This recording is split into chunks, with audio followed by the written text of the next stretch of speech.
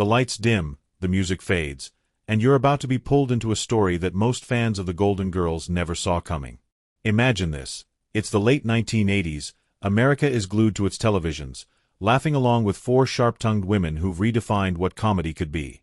But then, in one episode, the laughter froze. Viewers at home leaned forward, some in shock, others in disbelief. What they saw wasn't just funny, it was dangerous. It was daring. And to many, it was downright scandalous. This wasn't just another sitcom gag. This was a moment that pushed the boundaries of what television was allowed to do. A moment so controversial, it would go on to be whispered about for decades. But before I take you inside that living room where the scene exploded, let me ask you this. How far would you go to tell the truth, even when the world wasn't ready to hear it? If you love uncovering the hidden, untold stories behind Hollywood's greatest shows, then make sure to hit that like button, subscribe, and turn on the notification bell, because what you're about to discover will change the way you see the Golden Girls forever. Now, let's step back in time. The year was 1985, and American television was at a crossroads. The Reagan era had created a climate of conservatism. Family values were paraded on screen, but behind the polished curtain, real America was changing. Divorce rates were climbing. Conversations about race and gender were bubbling up. AIDS was being whispered about in headlines. But sitcoms? They were supposed to stay safe. They were supposed to make you laugh, not make you think. Then came the Golden Girls. The premise was simple on paper. Four women, past middle age, living together in Miami. Dorothy Zbornak, sharp and sardonic. Rose Nyland, sweet and hilariously naive. Blanche Devereaux, the Southern belle with a taste for romance. And Sophia Petrillo, the no-nonsense mother who never bit her tongue. But beneath the one-liners and cheesecake jokes, the show carried a secret weapon. It was fearless. Week after week, the Golden Girls tackled subjects that other sitcoms wouldn't touch with a 10-foot pole. Homosexuality, elder care, addiction, ageism. They did it all, and they did it in prime time. Still, there was one episode that crossed an invisible line. You see, television executives in the 1980s had unspoken rules. Characters could joke about sex, but not too much. They could mention politics, but only lightly. And interracial love? That was a minefield. Even though America was decades past Loving versus Virginia, the Supreme Court case that struck down laws banning interracial marriage, television still treated it as if it were forbidden fruit. Add in an age gap and a pregnancy, and suddenly you had a powder keg waiting to ignite. The writers of the Golden Girls weren't afraid. They crafted an episode called Mixed Blessings. On the surface, it was a story about love. But in reality, it was a direct challenge to the social anxieties of the era. Dorothy's son Michael was young, ambitious, and rebellious. And when he walked through that front door with Lorraine, a 44-year-old black woman who was not only older but also pregnant, the stage was set for a confrontation that would shake television history. The build-up to this episode wasn't accidental. By 1988, The Golden Girls was already a hit. Millions tuned in every week, and the cast had become household names.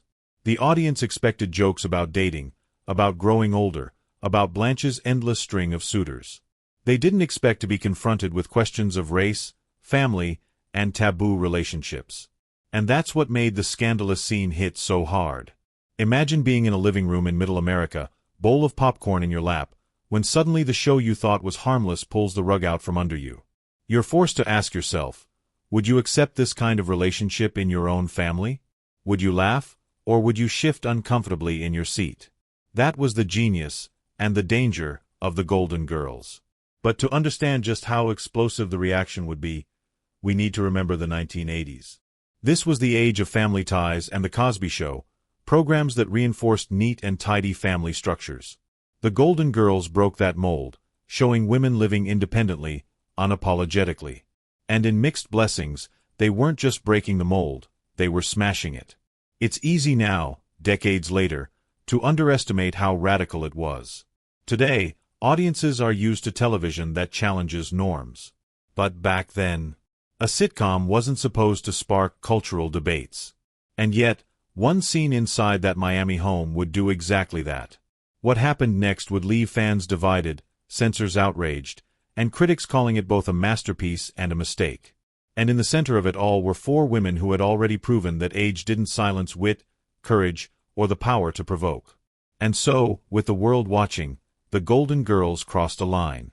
The question is, why did this one scene go too far?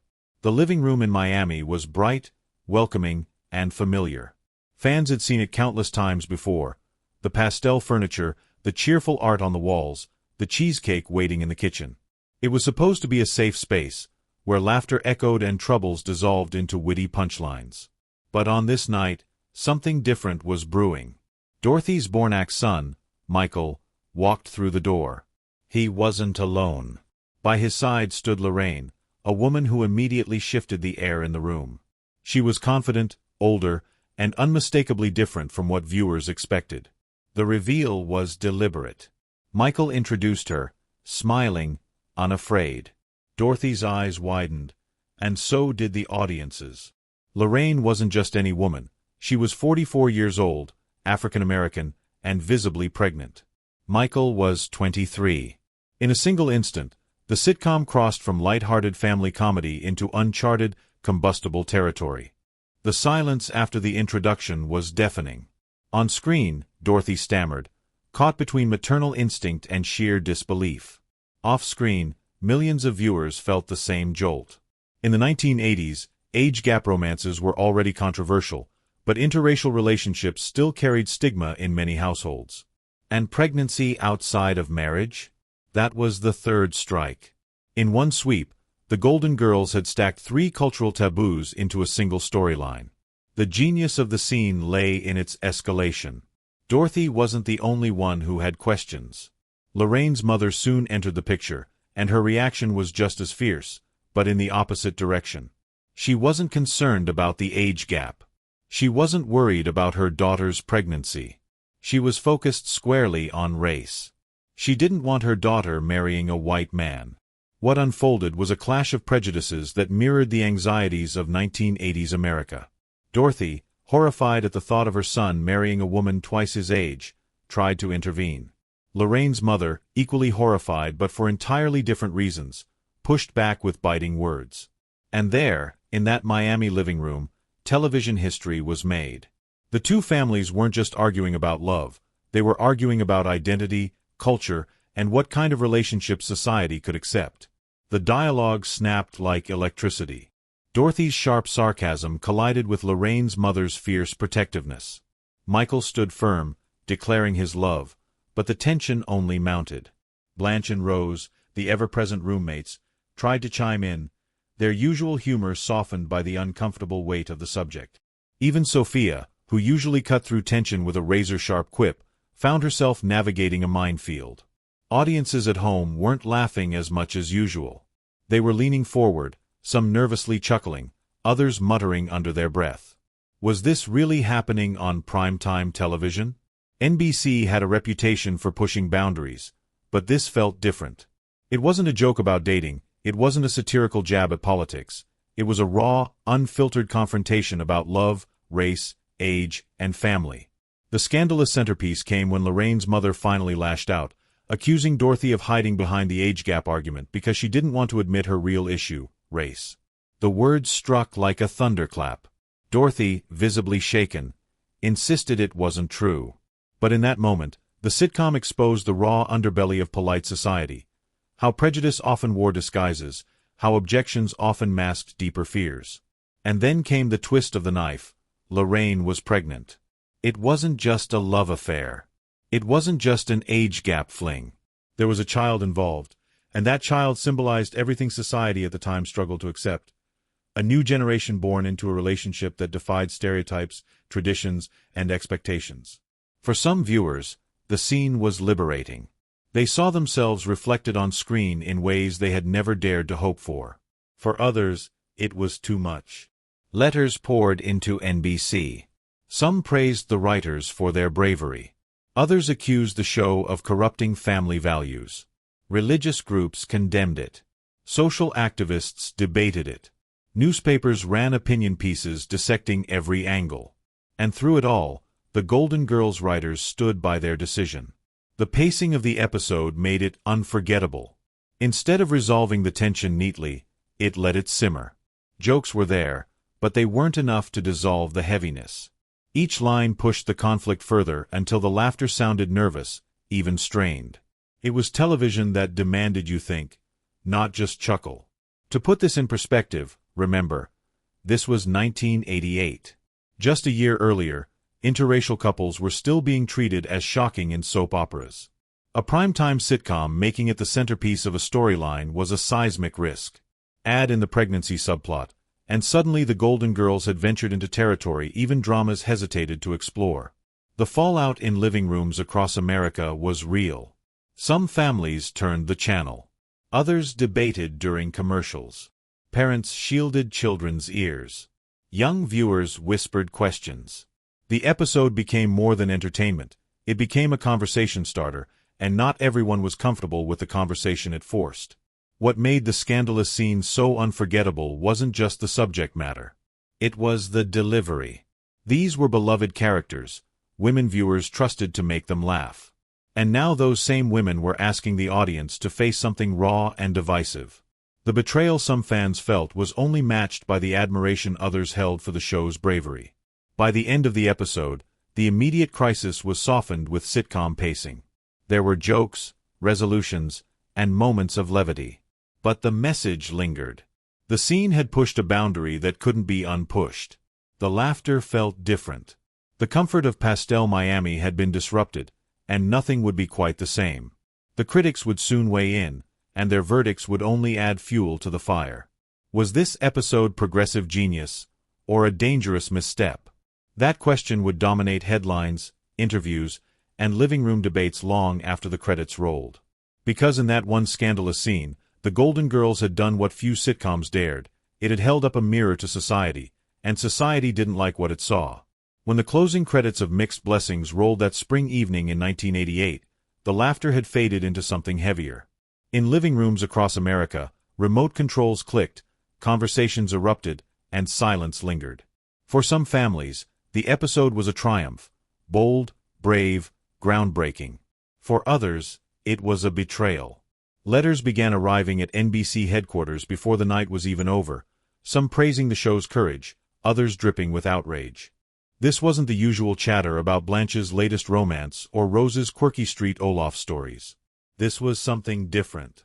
Religious organizations condemned the episode as immoral. Some critics accused the writers of smuggling politics into comedy. Parents wrote in saying their children had asked questions they weren't ready to answer. One viewer put it bluntly, "We watch television to escape the world's problems, not bring them into our homes." But escape was never the mission of the Golden Girls. The show had always thrived on tackling uncomfortable truths. What made Mixed Blessings scandalous was how unapologetically it stacked taboo upon taboo, race, age, pregnancy, all in the span of 30 minutes. The writers had known it would spark controversy, but even they underestimated the firestorm. NBC executives were rattled. In the late 80s, network TV was tightly censored, yet Mixed Blessings had slipped through, likely due to the trust placed in its creators. After the backlash, meetings erupted and doubts spread over whether the show had gone too far. The press poured gasoline on the fire. The Los Angeles Times praised it as bold, while the New York Post slammed it as reckless. Talk radio buzzed with debates on interracial marriage and age gaps, and morning shows brought in cultural critics to weigh in. Even academics joined the fray, some hailing it as a landmark in social dialogue, others dismissing it as clumsy.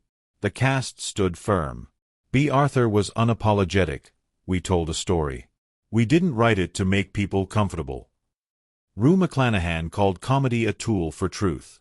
Betty White gently reminded viewers, "If people are talking about it, that means it mattered." But advertisers were nervous. Insiders whispered about tighter censorship, though by then it was too late. The scandal had cemented itself in television history. Fans were split.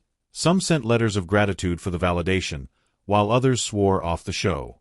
From Miami editorials to Sunday sermons, the debate raged far beyond the screen. The fallout hit syndication hardest. Mixed Blessings was often skipped or pushed to late-night slots, becoming the whispered episode fans remembered but rarely saw. Its absence only fed the myth that it was too scandalous to re-air. Yet for every critic, there was a defender. Historians now see it as proof of how fragile America's comfort zone was in the 80s. Interracial families still unsettled many, and a young man choosing an older woman provoked judgment. Combining all of that in one sitcom? It was dynamite. The backlash roared like an action movie, headlines screamed, talk shows debated, dinner tables divided. Millions of Americans were forced to ask, would they accept such a relationship in their own family? The Golden Girls had turned comedy into a mirror, and not everyone liked the reflection. But controversy keeps stories alive. A safe episode would have been forgotten. Instead, this one became infamous. It proved that even a pastel-painted sitcom could shake the culture to its core. And decades later, when streaming brought the Golden Girls to a new generation, Mixed Blessings was resurrected. Still debated, still provocative, still unforgettable. When the Golden Girls arrived on Hulu, new generations were stunned by how fresh and progressive it still felt. But one episode was missing: Mixed Blessings. For longtime fans, the gap was obvious. For newcomers, it was puzzling. Even in the 2010s and 2020s, the episode still unsettled executives, not because it was outdated, but because it poked at nerves many preferred untouched. The omission only made it more intriguing. Fans demanded answers online, clips spread across YouTube, and debates reignited. Some hailed it as ahead of its time, others called it clumsy, but all agreed it was unforgettable. What gave it staying power was its raw honesty. Beneath the laugh track and zingers, it forced audiences to confront taboos most sitcoms avoided. That refusal to play it safe kept it alive long after safer stories faded. For the cast, its legacy was bittersweet. B. Arthur and Rue McClanahan praised its boldness. Betty White called it simply a story about love, and Sophia's blunt wisdom gave it balance. Historians now call it a landmark, a case study in how sitcoms became battlegrounds for social change. Nearly 40 years later, the fact that it still divides opinion proves just how powerful it was. The scandal of the past looks different today. Interracial couples are common on screen, age gap romances raise fewer eyebrows, and pregnancies outside marriage are hardly taboo. The fears that once made Mixed Blessings shocking have mostly faded, yet the episode reminds us how fragile progress was, and how hard-won each step forward became. Ironically, what critics once condemned, its boldness, its refusal to play safe, is now what fans celebrate. To modern audiences, it isn't a scandal but proof of how fearless comedy can be. And still, its legacy carries an edge. Streaming platforms have pulled it, proof that even decades later, television executives fear controversy. A single sitcom episode, long past its prime, can still ignite debate. That endurance shows the true power of comedy. It entertains, yes, but it also unsettles, lingers, and forces us to reflect. And so, the scandal lives on. Every time The Golden Girls is revisited, Mixed Blessings hangs in the air like unfinished business. Fans whisper about it, argue about it, seek it out. And in that sense, the episode achieved what all great art strives for: immortality. As the camera pans out on the pastel Miami home in that fateful episode, the message becomes clear. It wasn't just about Michael and Lorraine. It wasn't just about Dorothy's shock or Lorraine's mother's anger. It was about us, our prejudices, our fears, our capacity for acceptance. It was about the uncomfortable truths we'd rather laugh away, but can't ignore. And that is why this scene, considered too scandalous in the 80s, still matters today. It wasn't just a plot twist.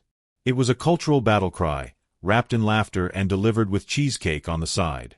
It proved that comedy could be as dangerous as any drama, as confrontational as any political speech.